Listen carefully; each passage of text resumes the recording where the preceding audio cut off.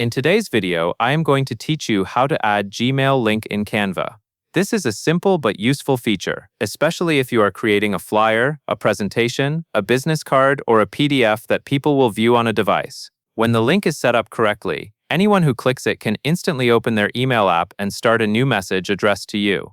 The key is using a special email link format called a mail-to link. First, open your Canva design. You can do this from your Canva homepage by selecting the project you want to edit. Wait for the editor to fully load so you can access the top toolbar. Next, click to select the text or the element you want to turn into the email link. This could be an email address you typed, a contact us phrase, a button shape, an icon, or even a logo. Make sure the item is actually selected. You should see a border or highlight around it.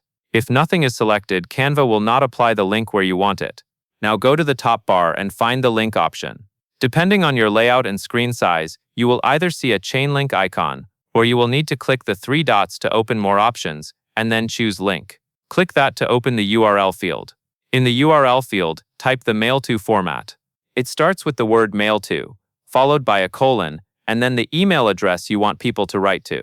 For privacy, I will not say an address out loud here, but it should look like mail-to, followed by your email address with no spaces. Be careful to type it exactly.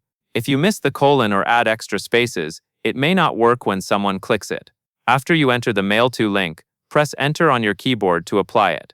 If you are not using a keyboard, confirm it using Canva's on-screen option to save the link. As a quick tip, links work best when you export your design as a PDF, because PDFs keep clickable links reliably. Once you download and open the exported file, click the linked text or element to confirm it opens a new email message. And that is all there is to it.